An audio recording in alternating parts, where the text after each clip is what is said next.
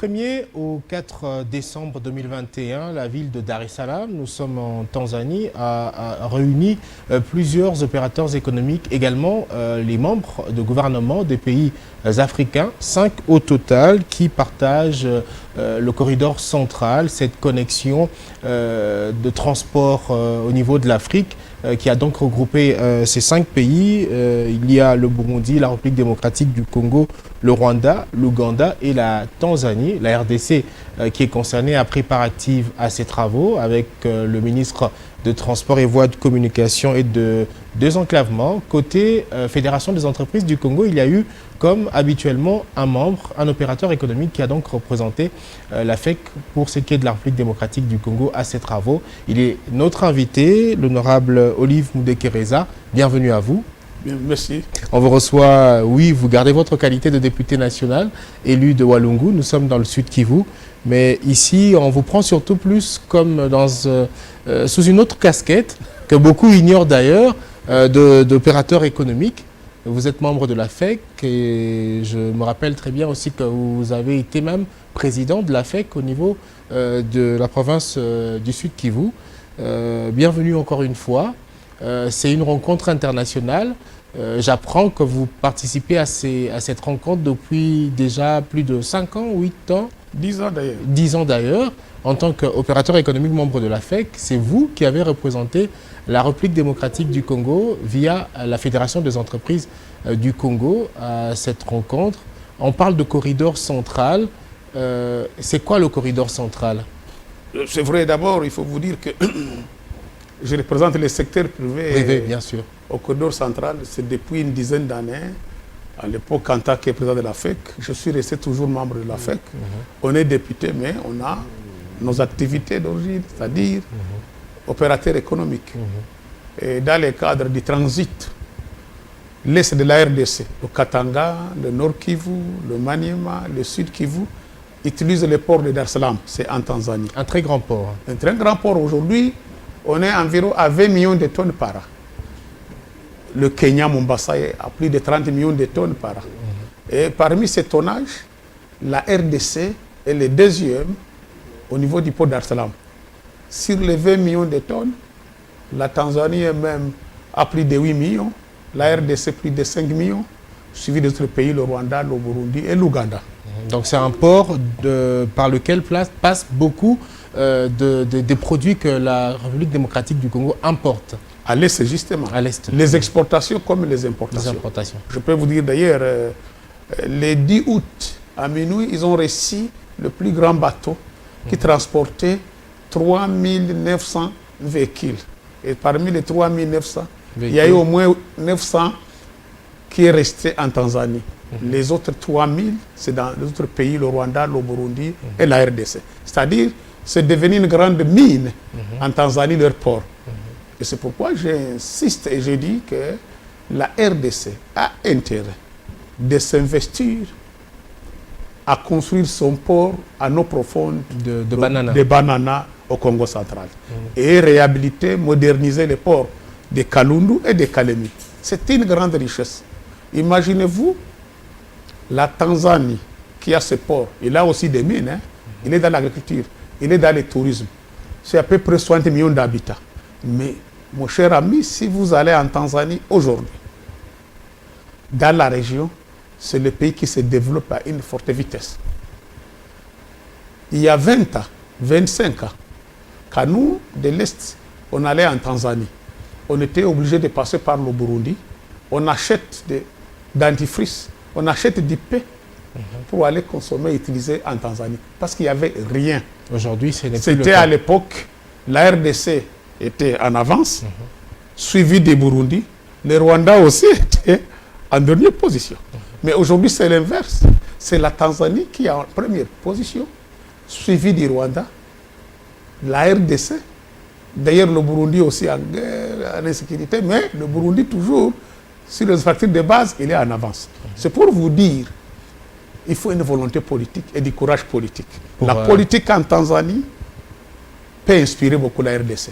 Vous savez, on en parle ici en RDC, le port rail, route rail, Kinshasa. Je ne sais pas combien de kilomètres.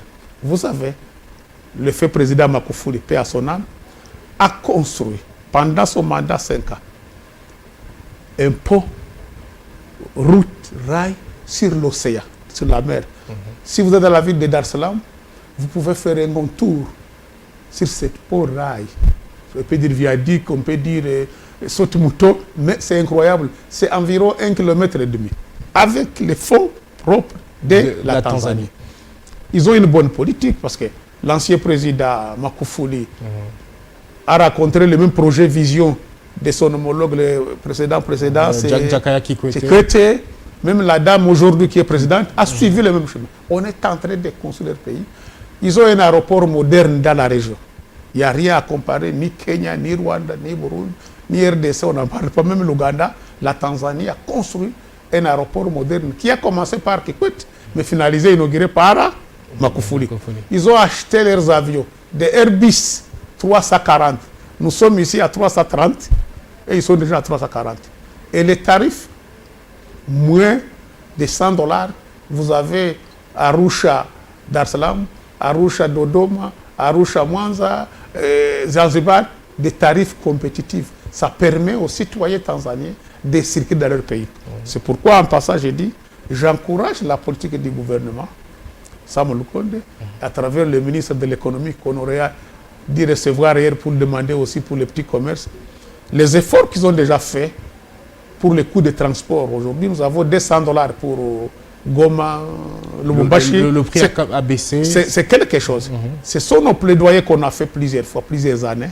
Mais je vois que le gouvernement, c'est vraiment du peuple qui s'approche et qui écoute.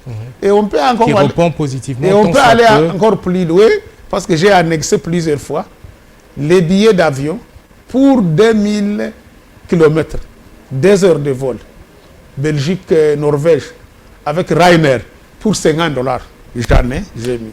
Billets, vous avez 2 heures de vol, 2000 km, $50. Nous avons encore, c'est vrai que les prix ont baissé, mais nous avons encore beaucoup à faire, parce que ça va faciliter aussi le déplacement des opérateurs économiques, les entrepreneurs, même pour les produits qui doivent, faute de route jusque-là, qui doivent passer par les avions pour atteindre certaines provinces. Exactement. Avec la réduction des tarifs à $200 ou de 400, c'est déjà significatif. On a même payé les billets $750 Bukavu-Kinshasa. Ça fait aller-retour $1500. Ça, c'est le coût d'un billet Bujumbura, Bruxelles, Washington, New York, aller-retour. Moi-même, j'en ai payé un billet Bujumbura, Bruxelles, Washington, Bruxelles, Kinshasa, $1200.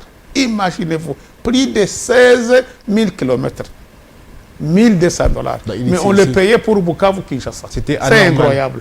Alors, honorable, on va revenir sur ça, mais je voudrais aussi que vous nous facilitez la tâche à comprendre quel était l'objectif de ces travaux du corridor central. Il est vrai que ces 5 pays se réunissent souvent pour évaluer comment évoluent les choses.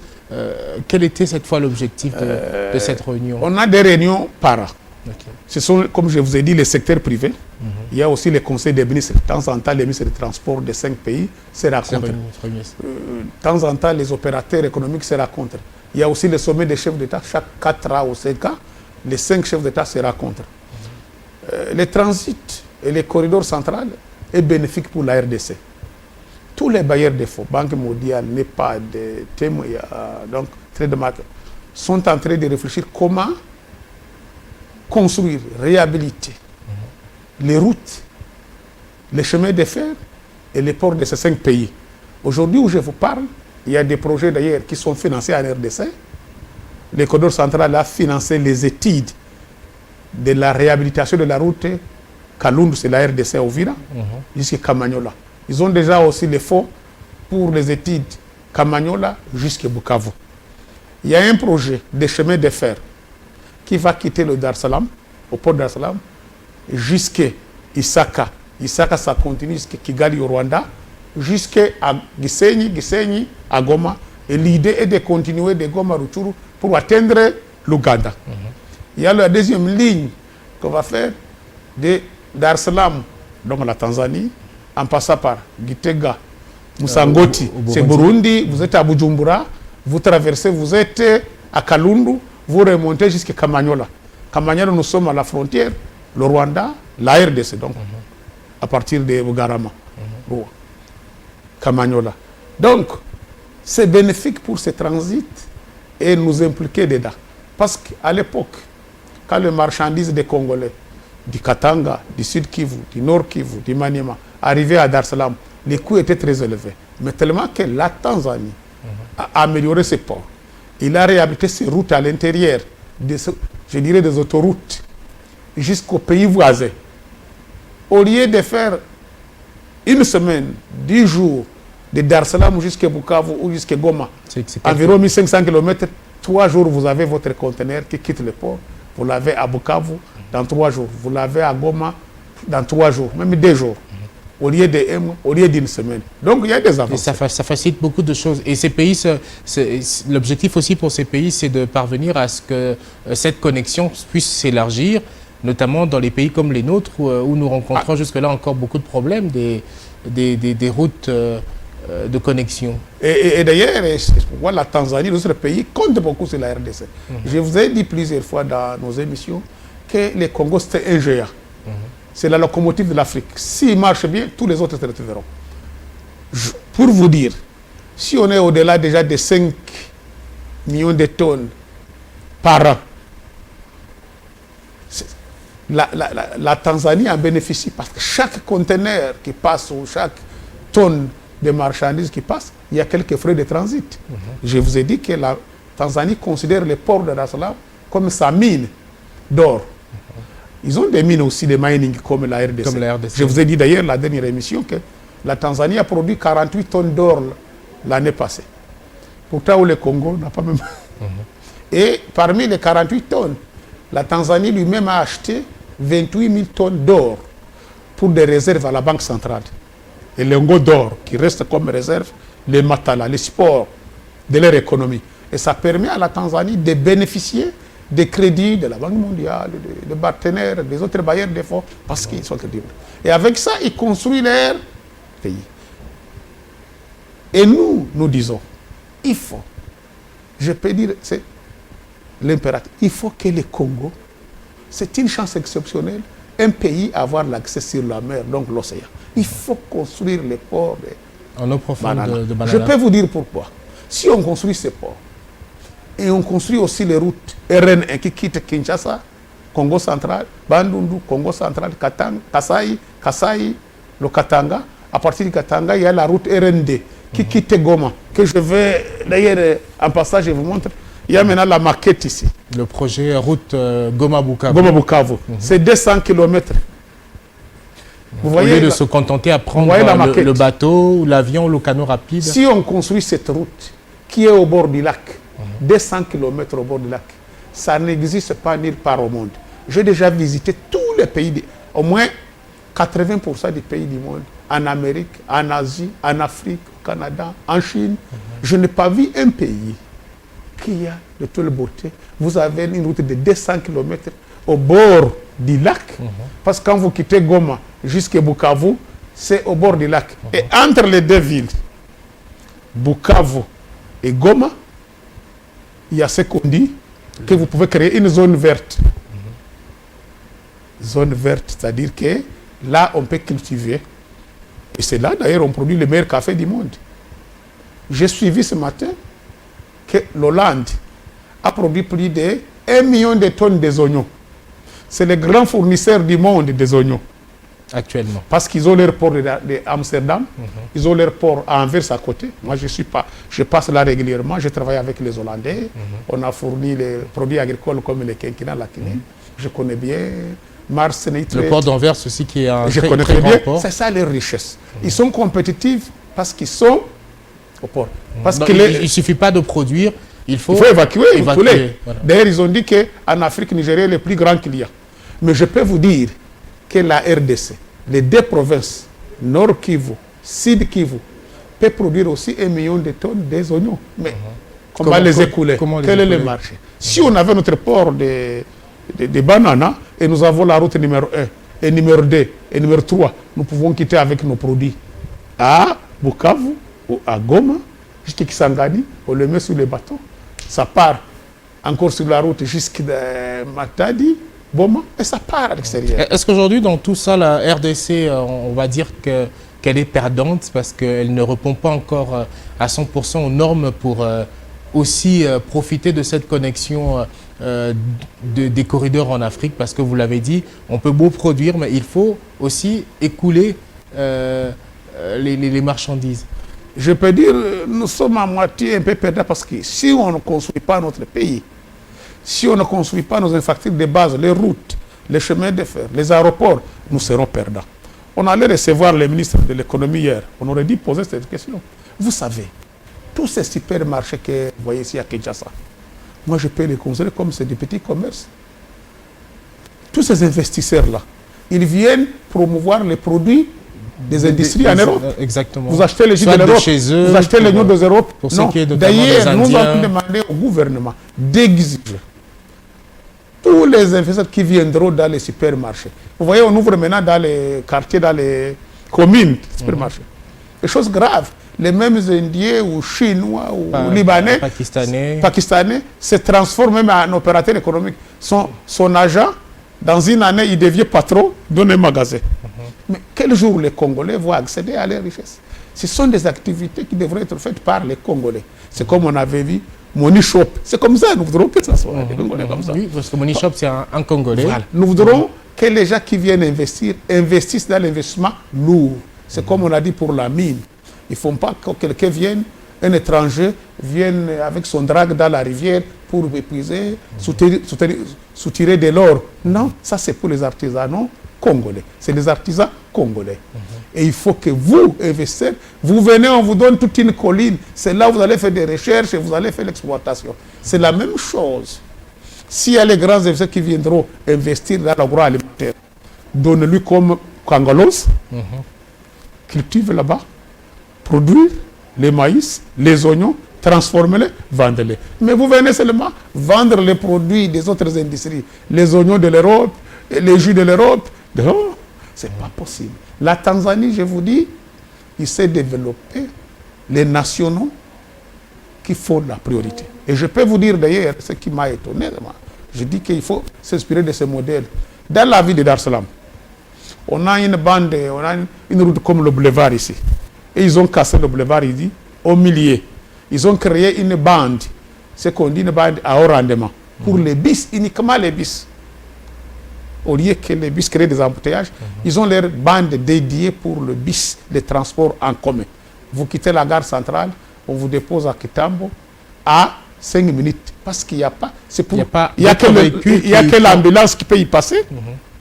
Le véhicule anti-incendie. Ou de la police. Et la police. Et les bus. Quand même le président passe, il faut que le motard ouvre la route. Mais là-bas, uniquement pour les bus. Et ils ont créé quelque chose de bien pour favoriser les personnes vivant avec handicap. C'est une sorte de discrimination positive. On a dit, ils ont leur petit moto là, on dit Bajaj, de 3 personnes. Toutes les personnes vivant avec handicap ont réussi chacun un de ces motos-là, de 3 personnes. C'est les seuls aussi qui roulent. Et si vous n'êtes pas un handicapé et vous osez rouler, on vous arrête, on vous retire le permis, vous êtes condamné. Là, c'est l'ordre. C'est comme partout au monde, les embouteillages dans les villes. Mais il y a l'ordre, l'autorité de l'État. Qu'est-ce qui nous manque aujourd'hui pour faire comme la Tanzanie? Parce que vous avez raison de vanter un peu le modèle tanzanien. C'est un modèle de développement. Il faut copier ce qui est bien. Vous l'avez vous-même dit qu'autrefois, ce n'était pas le cas. La RDC était au-dessus. Aujourd'hui, la Tanzanie évolue très bien. Y a, même quand vous êtes à Dar es Salaam, avec l'océan à côté, l'océan Indien, je pense, vous voyez des bateaux qui sont non loin de là, qui font des va-et-vient. Qu'est-ce que la RDC peut faire pour... parce que vous, en tant qu'opérateur économique privé, vous participez à ce genre de réunions depuis 10 ans.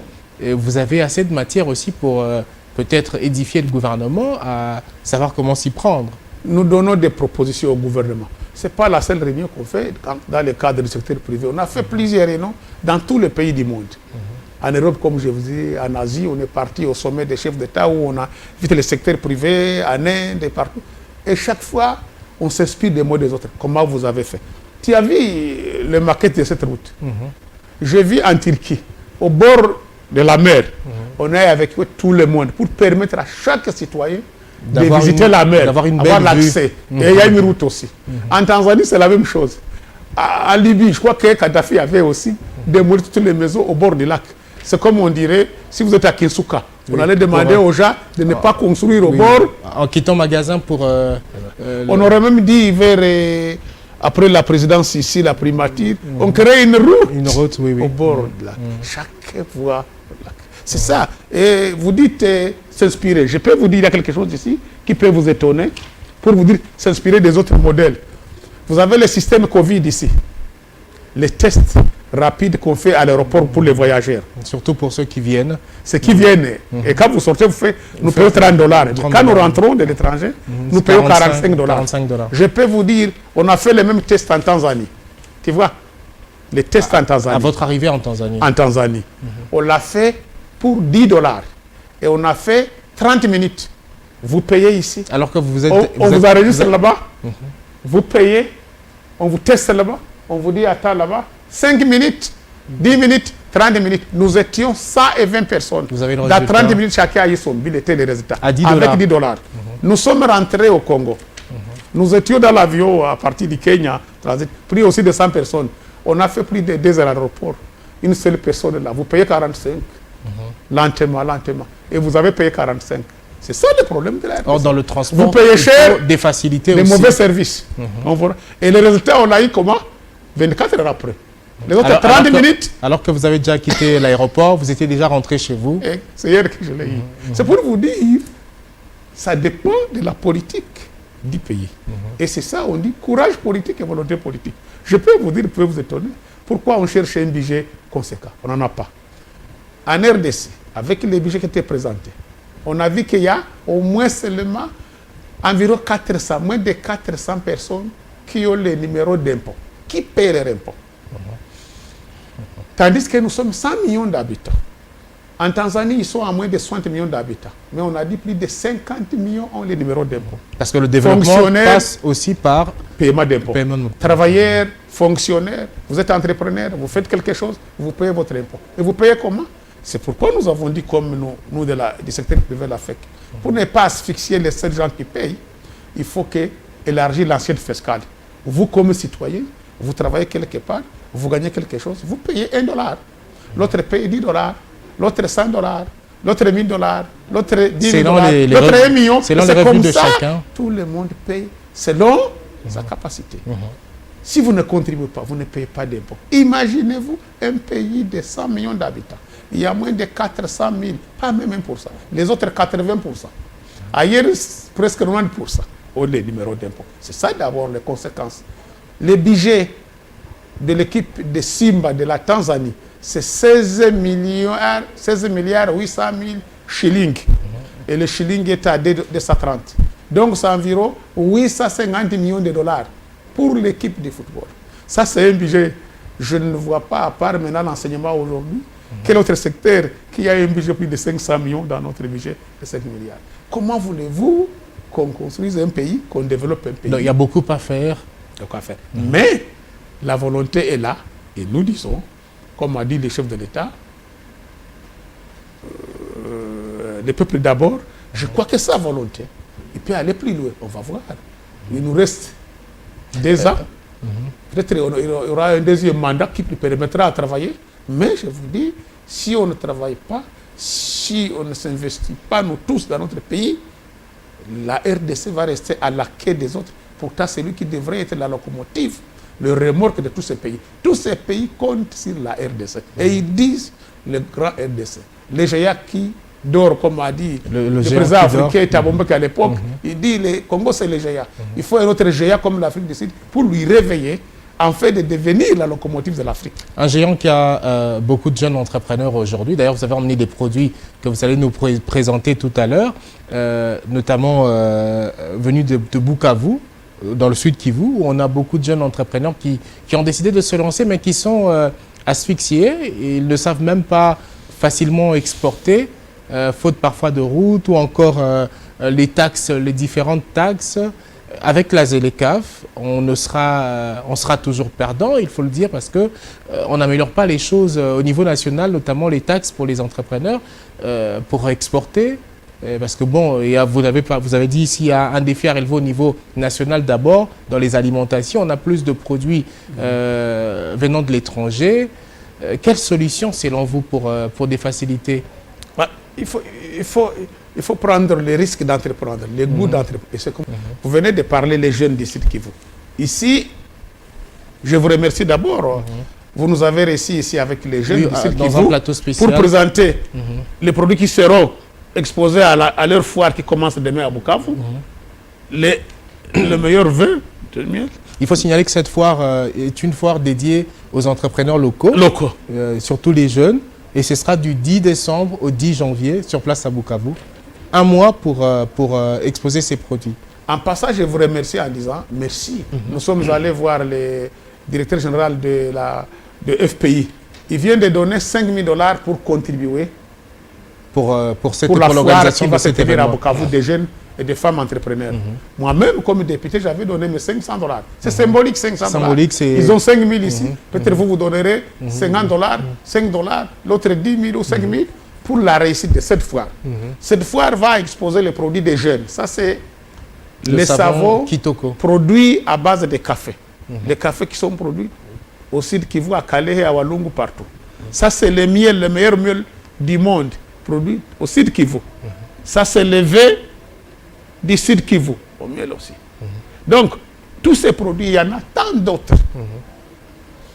J'ai vu l'invitation aussi de Kenya à partir de la banque Equity, qui est à Lubumbashi, qui était à Kinshasa, qui est à Lubumbashi aujourd'hui, qui sera à Goma pour le foire aussi. Nous voudrons que tous ces partenaires puissent voir la capacité de ces jeunes Congolais. Ces jeunes Congolais manquent quoi? Je l'ai proposé encore une fois au gouvernement. J'ai dit, parmi les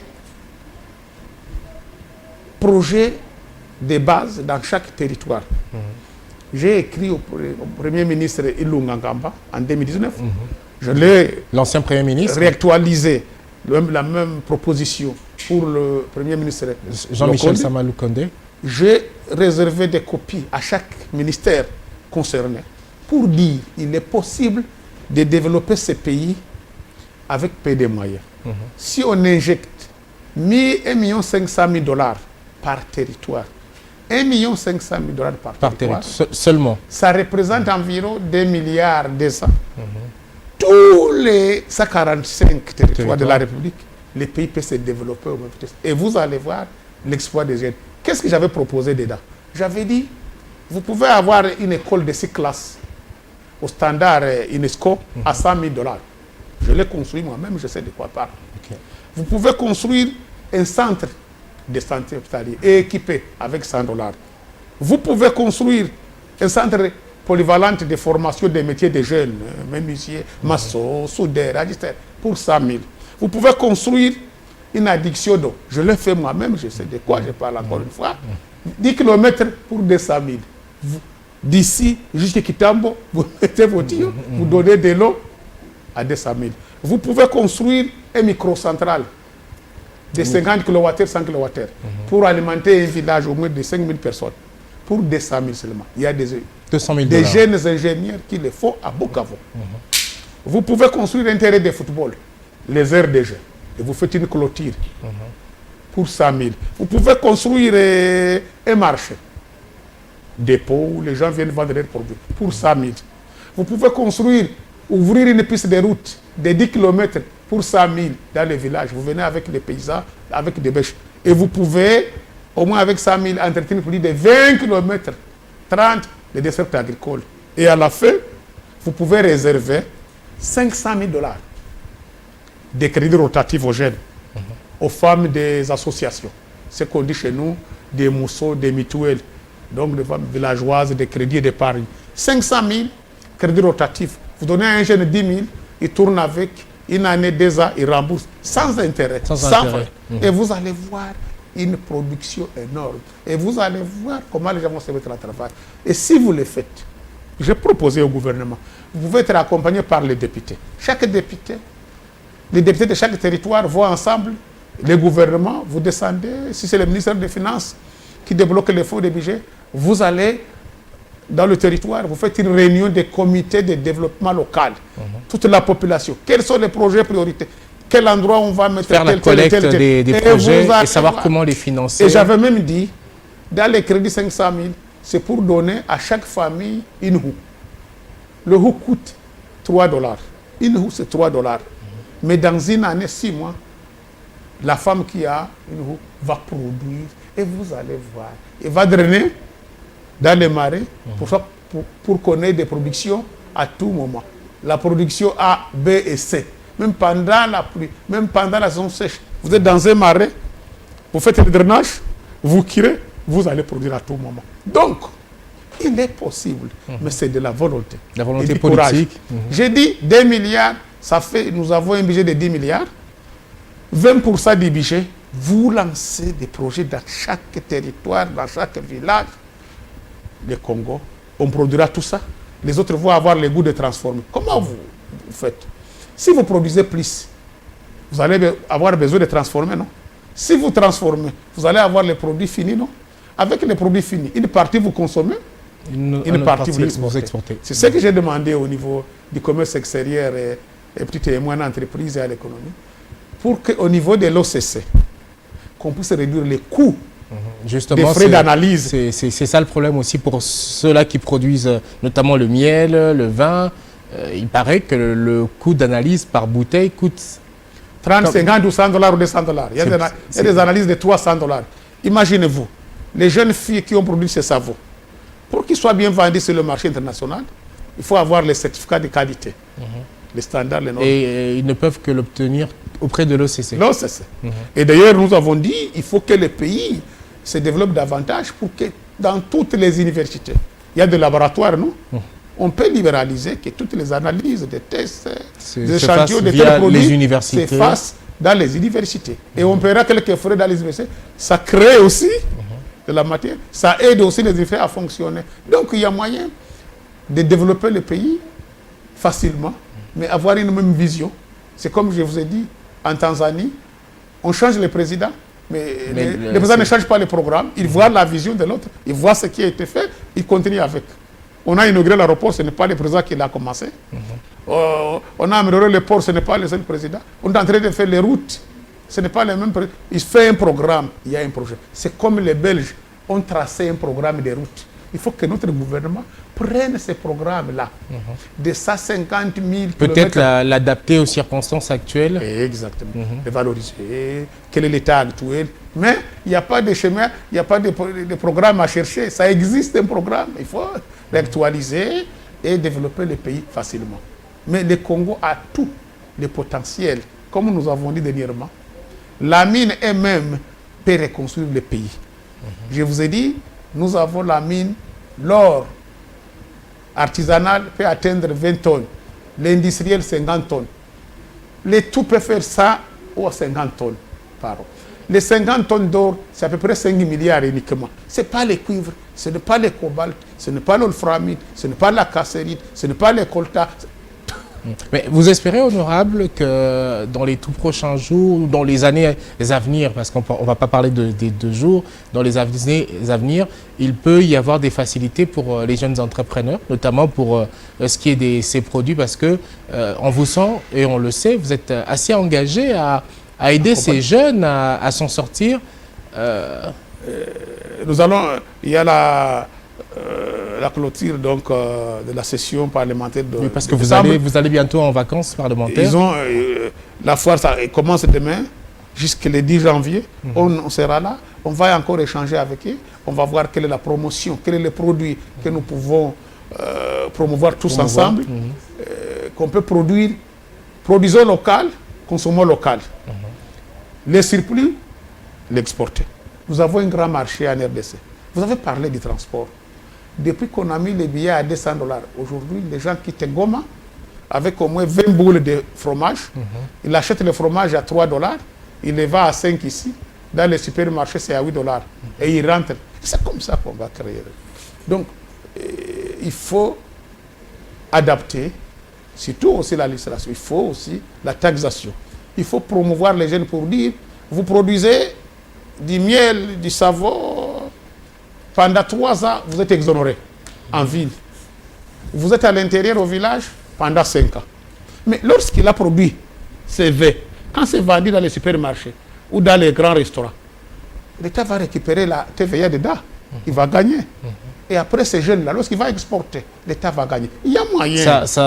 L'exportation même vend la bonne image du pays, parce que ça renvoie à dire qu'il y a des bons produits et ça peut même attirer des investisseurs. Et ça amène des devises. Et c'est pourquoi je dis encore une fois aussi, le Congo va faire beaucoup de réformes.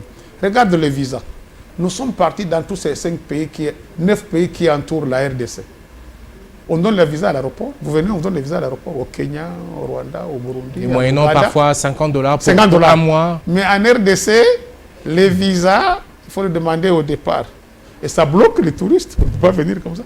Pourtant, le tourisme, c'est une grande richesse. La Tanzanie, je vous ai dit, il y a le port, il y a la mine, il y a le tourisme. Et il y a aussi, ce que je n'ai pas dit, quand vous regardez les pays comme la Tanzanie, l'agriculture. Tu vois, leur budget pour l'agriculture. Ils ont dit ici, d'ici 2050, la population mondiale sera environ 10 milliards de personnes. Aujourd'hui, nous sommes à 7 milliards. Il dit, mais d'ici 2050, il reste 30 ans ou 29 ans. Il faut commencer à travailler. Il faut penser à l'agriculture. Mettons plus de budget à l'agriculture. Tu vois, il parle que l'agriculture. Tu vois ici, l'agriculture. Investissons dans l'agriculture. Ici, parle en Swahili, budget ya mulimo. Donc, mais ici, les budgets, quand ils voient les budgets alloués à l'agriculture, j'avais même proposé au gouvernement, j'ai fait une lettre, donner à chaque famille une roue. Nous sommes 100 millions d'habitants. Les gouvernements investissent, achetaient seulement pour $300 000, ça fait 100 000 roues. Vous donnez 1% de la population une roue. Vous avez... La Chine a fait cette révolution. On a révolutionné l'agriculture en Égypte. Il existe même un ministère d'irrigation. Parce que vous ne pouvez pas réussir l'agriculture sans eau, l'irrigation. Mais nous avons tout ici. Nous avons des marais, nous avons l'eau, nous avons tout. Mais la volonté d'y investir. Donc nous disons que les gouvernements investissent dans 3 choses. L'agriculture, comme ça on a à manger et à exporter. L'enseignement, la santé, la défense. Le 5e, c'est les infrastructures de base, les routes, aéroports et tout. Les 5 produits, l'enseignement, la santé, l'agriculture, la défense pour la sécurité et les infrastructures, les routes. Bukavu, nous n'avons pas d'aéroport. Il faut causer un aéroport à Bukavu. Ça soit un aéroport de secours, ça soit un aéroport d'évacuation de nos produits. Parce qu'il y a le transport multimodal. La RDC a un transport multimodal. C'est une richesse. Partout au monde, c'est le transport maritime. La piste qui est moins cher. Nous l'avons. Matadi, nous avons nos ports. Nous avons les transports ferroviaires, donc les trains. Nous les avons, vous pouvez les faire Kasai, Lubumbashi, Bukavu, ici Kinshasa. C'est moins cher. Et nous avons les transports terrestres. Nous avons des routes d'interconnexion. La RN1, RN2, RN3, RN4, RN5. RN Kinshasa, vous arrivez au Katanga, vous prenez RN2, vous êtes au Sud Kivu. Vous avez la RN5 au Sud Kivu, vous avez la RN3 au Sud Kivu, vous êtes Kisangani. Les routes. Et nous avons les aéroports, c'est les plus chers. Mais si aussi les aériens, il y a plus d'aéroports, il y a plus de conditions favorables à recevoir des avions, ça devient aussi moins cher. International aussi. Je vous ai dit, en Europe, il existe les low cost, prix bas, $20. Il y a même les billets, j'ai vu quelqu'un. Ce n'est pas de la blague, c'est du sérieux, mon cher ami. Il a payé $10.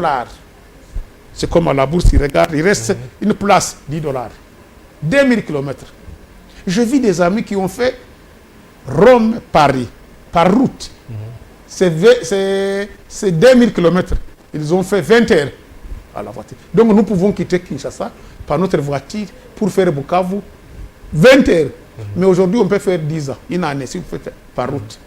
Nos grands-pères nous disaient qu'ils faisaient au moins 3-4 jours. D'où l'importance notamment de la maquette que vous nous avez montrée, de cette route qui part de la ville de Bukavu à Goma, ou de Goma à Bukavu. Si nous avons la route de Bukavu-Goma, les gens de Goma n'auront plus peur du volcan. Si le volcan se fâche, vous prenez ta voiture. Les gens vont même habiter parce que nous avons la ville de Bukavu est sur au moins 6 000 hectares, mais c'est déjà étendu jusqu'à Kavumu, 30 km. Nous avons la ville de Goma, c'est vers Sake, 30 km. Ça fait 60, disons 5, ça fait 60 km. Mais les 140 km au milieu, c'est vide. Il y a des grands centres Nyabibwe, on peut créer des centres d'agglomération. Nyabibwe, Minova, Katana. Et c'est comme ça qu'on fait dans le monde. Il faut des agglomérations, des centres-villes. Entre une ville et une autre, il y a une forêt. Les ceintures vertes. La ceinture verte, là, ça permet à cultiver des choux, des légumes qui vont alimenter les centres-villes. Et nous, si nous avons cette route, déjà des Goma n'aura plus peur du volcan. Ça sera aussi le plan d'aménagement. J'ai écrit au ministre de l'Aménagement pour dire, faites vite l'aménagement du territoire pour une nouvelle urbanisation de nos villes. La ville de Bukavu est en train de s'écrouler. Tu le suis tous les jours, non? Il y a des morts. Souvent une maison s'écroule la journée. Souvent, aussi quand ce n'est pas incendie, c'est écoulement. D'ailleurs, je me demande, les gens de Bukavu se battent, les gens décident qu'il faut être gouverneur, il faut avoir des nerfs solides pour être gouverneur au Sud Kivu. Moi, je suis un élu, un député, auquel je ne peux pas oser de dire être gouverneur du Sud Kivu, tellement que la ville s'écroule aux vies aussi des dirigeants. J'aurais honte de dire qu'une ville s'écroule, qu'une maison tombe. Justement, qu'est-ce qui... on ne va pas se mettre dans la polémique des conflits au niveau des provinces entre parfois le gouvernement provincial, les assemblées provinciales, mais comment parvenir à ce développement, notamment pour la ville de Bukavu, lorsque parfois les politiques sont ailleurs dans les débats? Je peux vous dire, le Sud Kivu, je crois qu'on est au 47e gouverneur depuis l'indépendance. On change tous les 2 ans, une année. Heureusement, l'autre a fait déjà 3 ans. Il n'y a que le gouverneur Chichambo qui a fait plus de 7 ans. Moindo qui a fait 6 ans. Quand il fait la moyenne des autres, c'est 1 année et demie, 6 mois, 2 ans, 3 ans. C'est un problème. Comment ça ne peut pas permettre le développement. Et autre chose, nos leaders ici au niveau national, les leaders du Sud Kivu n'ont pas beaucoup pensé à la construction de leur province.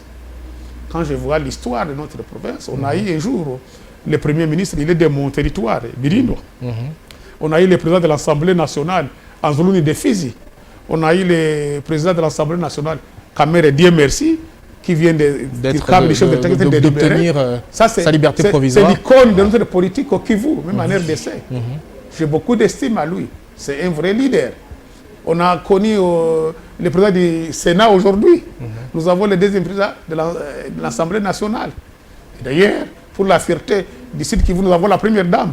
Quand on voit, nous avons 7 ministres aujourd'hui. La construction... Même l'actuel ministre du budget. La construction du Sud Kivu ne suit pas. Je crois que ces leaders ont intérêt un jour de mettre ensemble et laisser le guéguerre. Il faut donner la chance.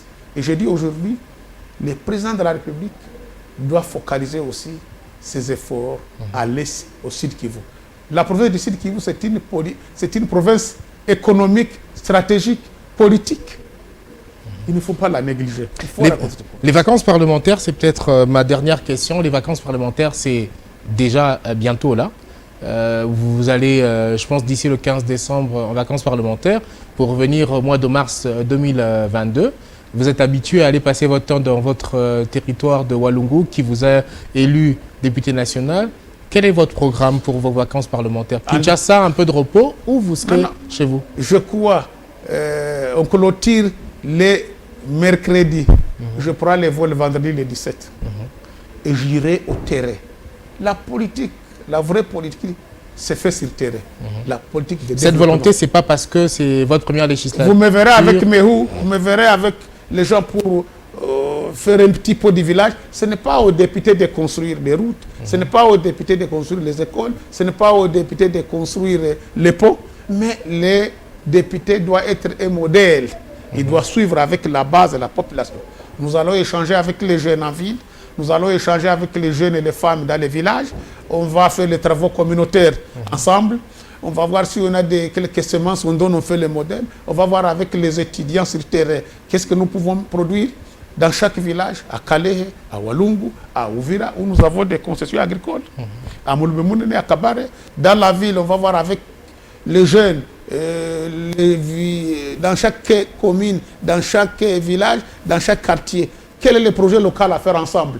J'ai dit aux gens du gouvernement, rapidement, il est possible de construire ce pays. Vous savez, aujourd'hui dans les villages, même en ville, il y a le système de travaux communautaires. Les gens se mettent ensemble. C'est une culture d'ailleurs au Burundi. Les gens réhabilitent un petit caniveau chez eux. Parce que l'État a beaucoup de problèmes. L'État a fait les gros travaux. Fait-nous les grands ponts, les grandes routes. Mais dans notre village, pour nettoyer, pour faire un petit pot de passage de $500, aujourd'hui les gens cotisent. Et je dis au gouvernement, saisissez cette occasion. Si dans chaque quartier, dans chaque village, il y a un projet de $1000, donnez la moitié et dites à la population, contribuez, vous allez faire ce petit projet-là. C'est ça, un budget participatif. Moi, je suis prêt et je le fais avec mes émoluments.